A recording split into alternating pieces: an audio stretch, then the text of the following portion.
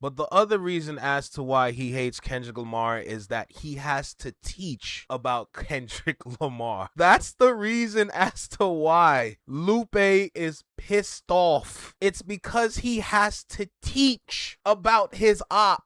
Sing About Me, Kendrick Lamar. To me, one of his greatest records. Just the first verse, where he's singing about a guy, rapping about a guy who was in the streets and was involved in some violence. And he does it a different way. So I say it, I reveal it, you know. Yo, right here in the small box, it's less about the crash out moment. It's more about why, like what led us here. What's the main thing that led us to this crash out moment? That's the real thing that we got to talk about. Based on what I've seen in the live, and then after my live and what I finished with that video is like, I'm not gonna lie to you, you spent all that time saying a whole lot of nothing. That was your desire. You trying to educate as if you're gonna be educating around these parts. It didn't work. Your theories fell flat. Your trolling was just cringe. Any teaching moment was just disguised as Kendrick hate. So whatever you thought you did that night, you didn't do that. Let's just go ahead and make that clear right now. I wanted to start with the part where he's talking about there are hundreds of rappers out there that are better than Kendrick, then proceeds to name certain rappers. He thought that was a good idea, thinking you're gonna name Rosenberg and that was gonna be hot, and then you're gonna name some nigga named Blue Magic. Out here sound like he a sponsor for Blue Chew, but I digress. But we're gonna start with this right here, and then we're gonna go through it, and we're gonna get to the reason as to why he's angry or fed up with Kendrick. All right, so we're gonna start here, and I'm gonna continue along. All right, let's go. You did a Lupe. What's the problem? You poured a Lupe on me.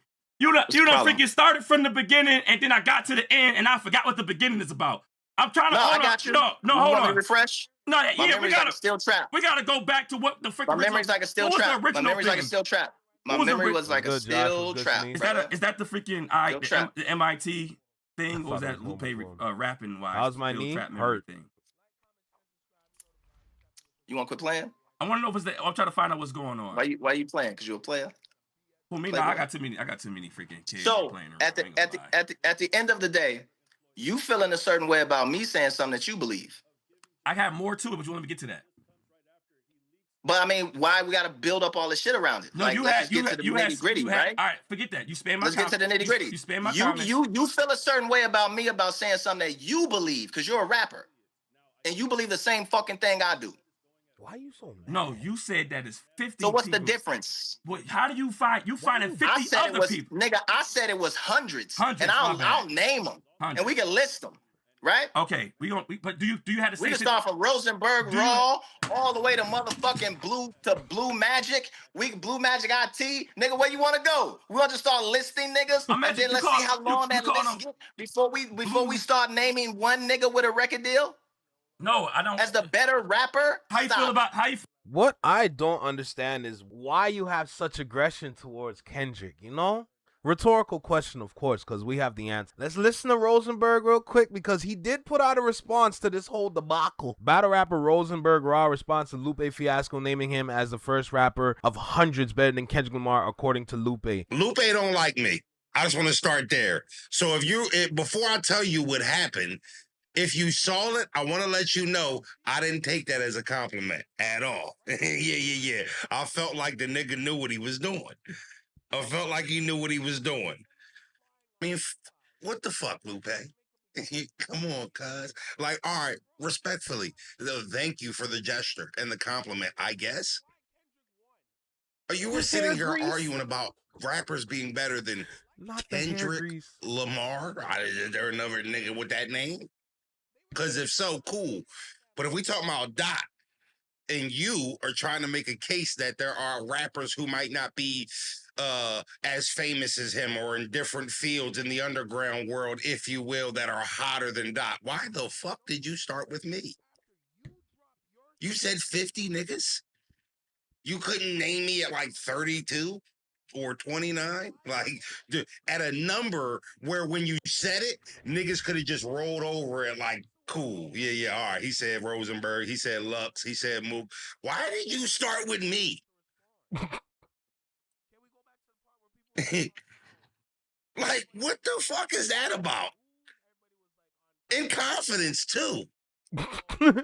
So here's the thing now. I heard they squashed their beef, so I'm not even worried about that. But it's the fact that the first person that you called out was like, what are you talking about? This is not we talking about. Already off rip, we're just like, whatever you thought you were doing there is not working. It's really not working. And you also got to understand why dot works and you don't. You got to get that part. You got to understand that part. They tried with you. I already explained this in the last video. They tried with you.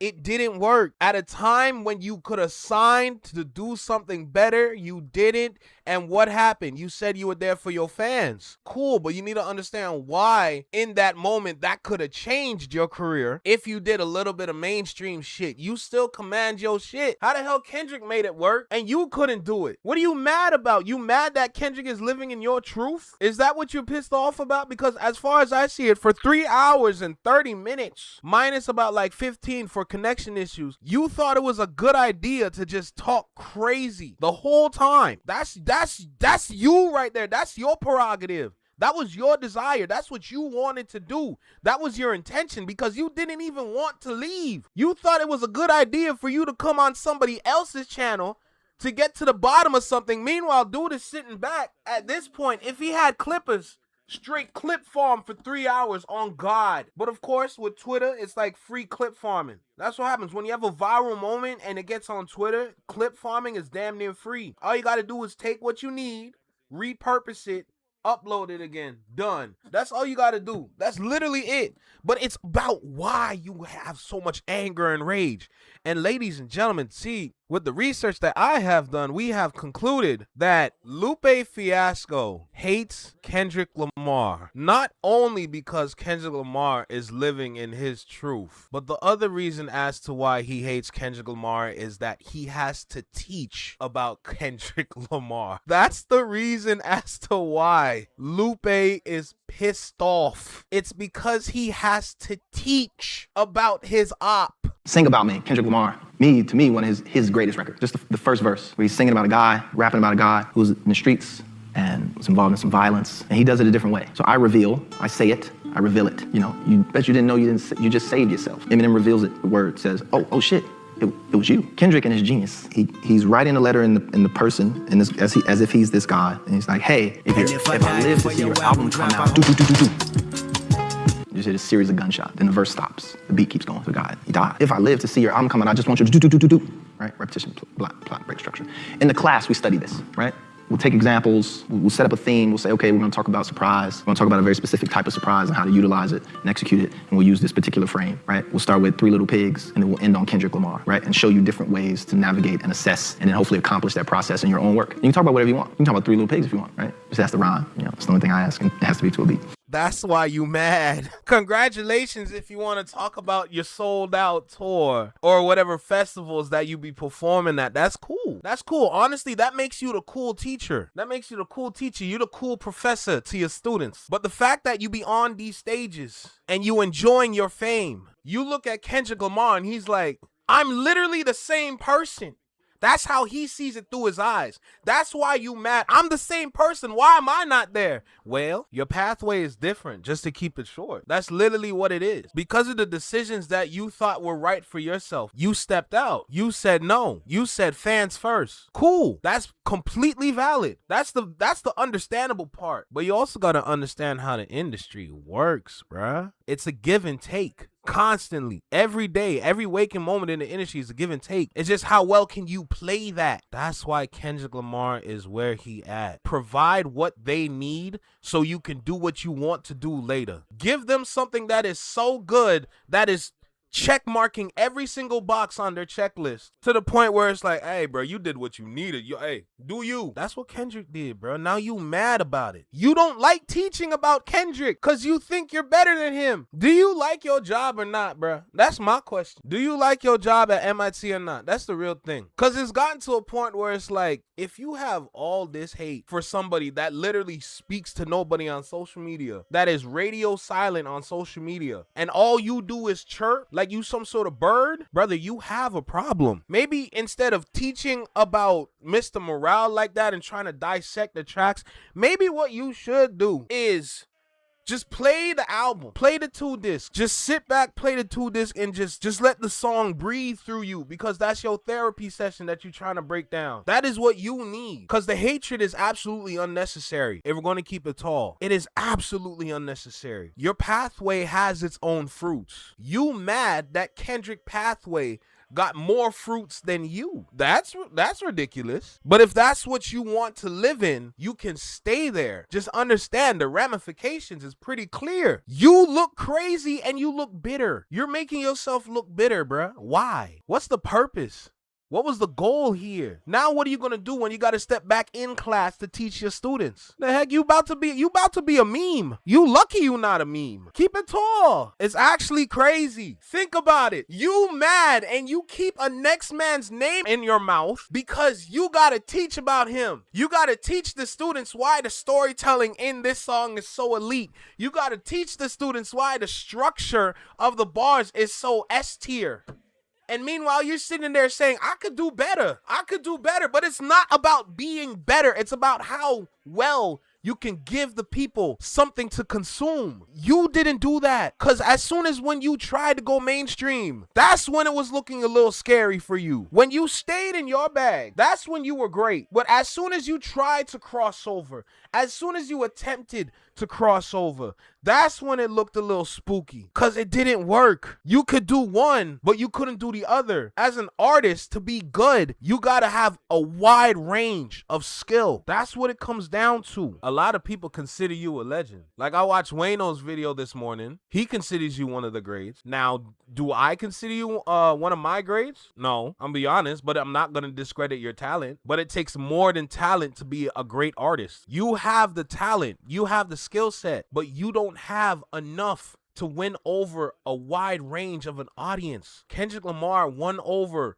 how many people with his songs, with his music, with his raps? Because when you understand that if you can reach the people in ways that a lot of people are not doing that, specifically with Mr. Morale, and how well that's such a therapy session just by listening to music, bro, you're never gonna understand what it's gonna take to be a good artist. You have this, but you don't have the rest. You have this component and maybe a couple other components. But if you want to be Kendrick, you need a wide range of components. That's all it is. To think this is where the hate comes from. And ain't nobody can tell me otherwise either. Please understand that part. There's no other reason as to why there's no other reason as to why Lupe hates Kendrick but this right here. Because this is the smoking gun. This is the answer right here. You got to teach your students about your op. It don't even take long to just understand, bruh. It's like, imagine you got an op that you hate to death. And now there's so many people out there that wants to learn, and you're the individual that's supposed to provide that information. Now you got to sit there and analyze his tracks. And you got to be like, I got to teach this? This is what I got to teach? I got to teach him? The hell? You couldn't let me teach J. Cole? You couldn't let me teach Drake? I got to teach Kendrick? Yes. Now form the lesson plan, okay? Create your quizzes. Get some tests together, all right? Let's make it work for the students, because we're here for the students. We are not here for ourselves, okay? Get those exams together. I want to make sure I see a couple questions about Kendrick on the exam, all right? The group projects, all right? Let's go ahead and get those through, all right? We need a lesson plan. Come on, we got to put it together. What's up? That's why you mad, bruh. Straight. That's why you mad, bruh. Telling you. Mr. Morale saved my life. Ain't no other artist but Tupac can say that. Telling you, bruh. Like, yo, Mr. Morale and the Big Steppers, I've been saying this, and I will stand and I will die on this hill if I need to. When the world is healed, when the black community is healed, finally, and we're coming away from the dumb shit, I put this on God, bruh. When they revisit the Mr. Morale and the Big Steppers project, when they're healed, they're going to say that album is an undeniable classic. Even though it's already a classic, but for the world to agree that it's a classic, I will happily wait for that day. I will happily wait for that day. As soon as we get that hatred out of our hearts and we go and revisit that project, I'm telling you, it's going to be news reports.